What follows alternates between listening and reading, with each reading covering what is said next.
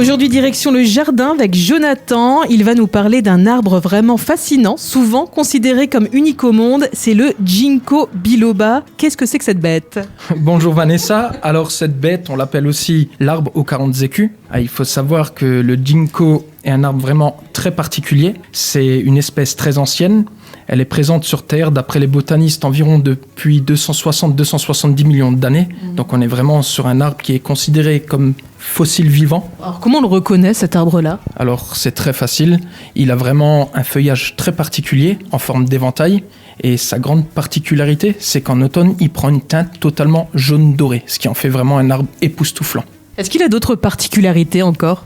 Alors oui, le ginkgo est un arbre dioïque. Alors dioïque, ça signifie qu'on va retrouver des sujets mâles et des sujets femelles. Alors je tire l'attention sur les sujets femelles.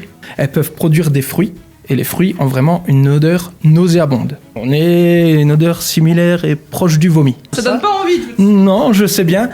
Cependant, aujourd'hui, le côté rassurant, c'est que tous les ginkgos qu'on va retrouver dans les parcs, dans les jardins, et même chez les professionnels de la vente, pépiniéristes ou autres, sont soit des sujets clonés, soit des sujets greffés, pour justement garantir des ginkgos mâles. Alors j'imagine, Jonathan, que c'est quand même une plante qui demande une nouvelle fois beaucoup d'espace. Ça mesure jusqu'à combien de mètres ? Alors effectivement, le ginkgo va demander énormément d'espace, puisque c'est une plante qui peut aller jusqu'à 30 mètres. Cependant, chez nous, ça va être limité entre 8 et 20 mètres. Est-ce que c'est une plante qui va résister facilement à notre climat ? Alors oui, c'est un arbre qui peut totalement s'acclimater sous le climat mosellan. On va juste privilégier un endroit bien ensoleillé et idéalement drainer un petit peu le trou pour que l'eau ne stagne pas au niveau de son système racinaire. Alors il va s'adapter très facilement à tout type de sol.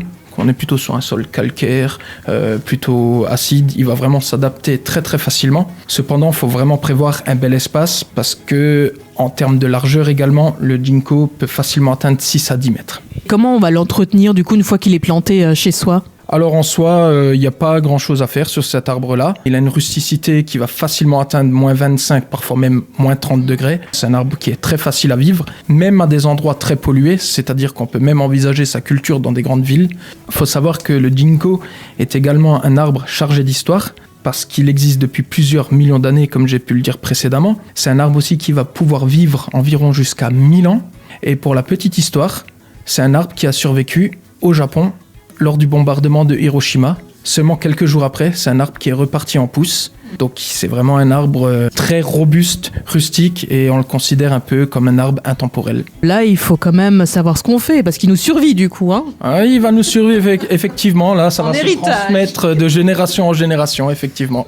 Alors une dernière petite question, Jonathan, pour qu'il atteigne justement les 20-30 mètres, ça va prendre combien de temps ? J'imagine que ça prend quelques années quand même. Effectivement, ça va prendre un bon nombre d'années. Il faut savoir que lors de la plantation, c'est quelque chose qui va se développer très lentement.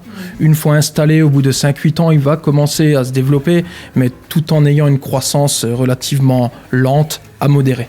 Merci beaucoup Jonathan pour tes conseils qu'on retrouve sur notre site radiomélodie.com en podcast. Ton entreprise c'est Exotic & Green qu'on retrouve à Olvin et on te retrouve aussi régulièrement sur les marchés du secteur. Merci, à bientôt. À bientôt Vanessa.